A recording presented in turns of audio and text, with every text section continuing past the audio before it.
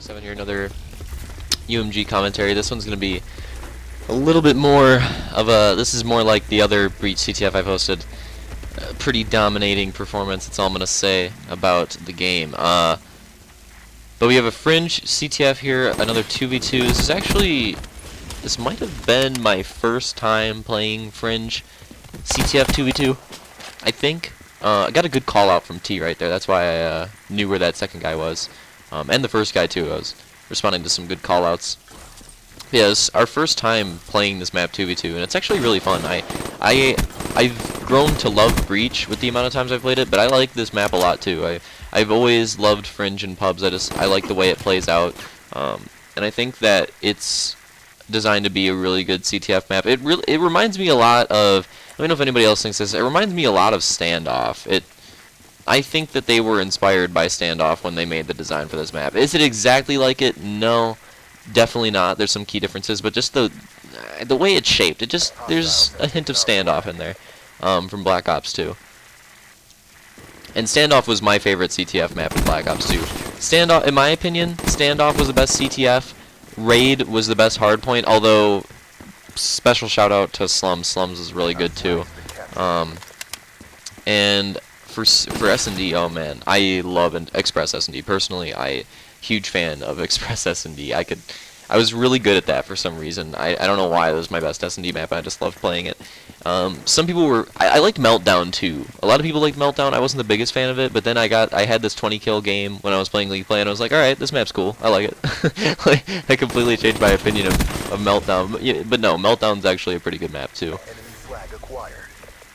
And Slums is good for Slums isn't the best CTF. I don't think it's the best CTF or the best hardpoint, but it's good for both. I think Slums is a really underrated map from Black Ops 2. I liked it a lot. It's probably because it's not as colorful. That's probably why it's more underrated, to be honest. We gonna get this cap here? Nice. There we go. 2-1. Or 1-1. Why was the score already updated? That was weird. Good plays from T, though.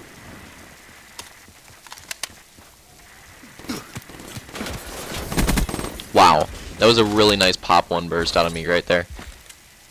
Just using the map, using my environment, and using my knowledge of the situation to get me an easy pick. I'm going to pop my camo here. Gets me an easy kill. Hoping T can pick up this two-piece. That would make this easier. He decides to follow me, and I'm like, oh, this is going to be weird. The guy's on me. I know he is, but I can't find him. Boom. Hit some nice shots.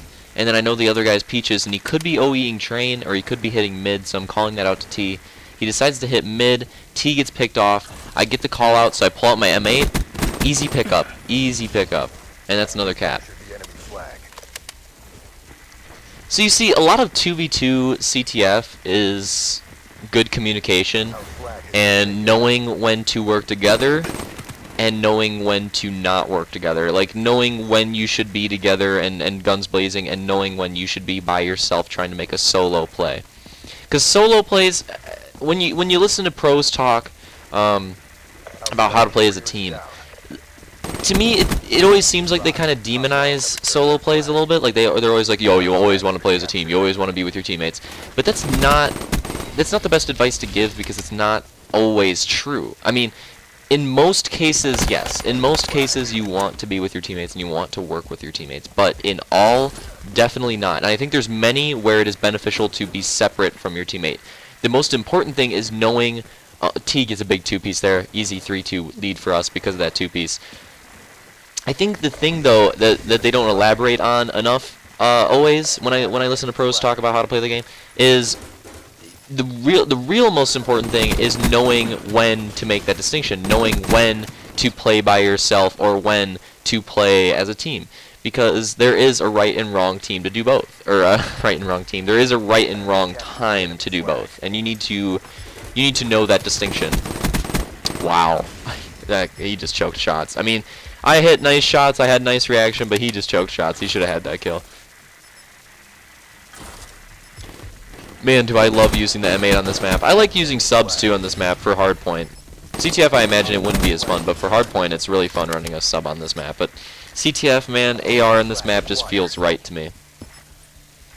And I'm also one of those players, like, when you see amateurs post on Twitter and they're posting about their role or whatever, and they always put like need a sub player, need an AR player, need a sub player.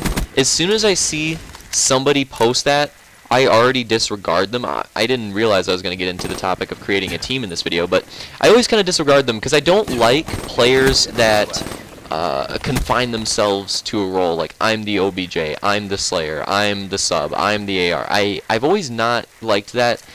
I've personally been a fan of having a versatile Fizzerp teammates. No, I'm just kidding, but I've always been a fan of having teammates that are versatile and they can do multiple different things, and that they're not confined to a role, that they can adapt to a situation, and that they can learn different roles. For example, like the reason I like that is because that's the way I am personally. In AW, I spent a little bit of time playing Anchor. I spent most of my time playing like second AR or third sub. I spent a little bit of my time being the second sub support, and I spent even a little bit of my time in the beginning being, and even at the end too, in S&D being the OBJ. So in AW, I played every different role. I'd say the role I played. Let's say I played AW for 9 months. The role I played for 8 out of those 9 months, though, or even 7 out of those 9 months, was second AR, third sub, because support. Because that was my best. That was my best role. Was basically being the. Some people would call him the opportunist. Basically being the guy that is in the right place at the right time. That's essentially what I would do, or just do whatever his team needed him to do. That was essentially my role. And I liked playing that role because it's just the one I felt most comfortable in, and that's what I think you need. You need versatile teammates, but you also need to find what they're most comfortable in, like what everybody's most comfortable in, and experiment with different roles and lineups, and find the one that works best for you guys as a team, and then stick with that. And that's the reason why I like versatile teammates, though, is because if you don't have people that are like that, if you have people that are like, oh yeah, I'm just a sub, I'm just an AR, they're not even going to want to try switching the lineups up. They're not even going to want to try to do that. Like, if you make a suggestion to them, if you're like, hey, you might be better with a sub, they're going to be like, no, I'm an AR player. And I've never liked the attitude, an attitude like that. I think it's very deconstructive to finding a good team. Did not expect that guy to spawn there. I completely forgot about the spawns in this map, and got kind of cheesed because of it right there. But yeah, I've even in, well, I haven't played enough 4s in this game, but in 3s it even seems to be like this. But I've always found myself in AW, and when I played Black Ops 2, into this sort of secondary AR also slash sub role, where that's kind of the role I play on my team. Is I am that opportunist. I go on the places of the map. I take advantage of situations when they're presented. What I'm trying to say is I'm always in a good position on the map to take advantage of those situations. That's kind of the way I play. And I've always been skilled with both the AR and the sub. I don't feel confined to one. I don't understand why people are like that. I don't get that. I don't get why people only play with AR. I don't get why people only play with sub. I think that's kind of unhealthy. I guess it's because they see the pros do that. Like, they're like, oh, Clayster's an AR, oh, Formal's an AR, oh, Scump's just a sub. But it's like, no, all those players can use both guns. Wow, that was bad. All those players can use both guns. You just see them. The reason they run what they run is because they've experimented with their team and that they realize that these are their best roles. But that doesn't mean that they slack on the other guns and get lazy with them. They're always practicing with everything. There you go, nice 2-piece, easy re. Our flag has been returned. Yeah, I mean, I guess if you guys want to interact in the comments a little bit, let me know what role you guys like to play for a more competitive setting of COD. Because I've always been that, like, secondary support player that will go wherever he needs to, do whatever he needs to, and play a little bit of objective, slay a little bit, just do kind of a mix of everything. Wow. Got the guy so weak. But this game's winding down to a close here. Hope you guys enjoyed.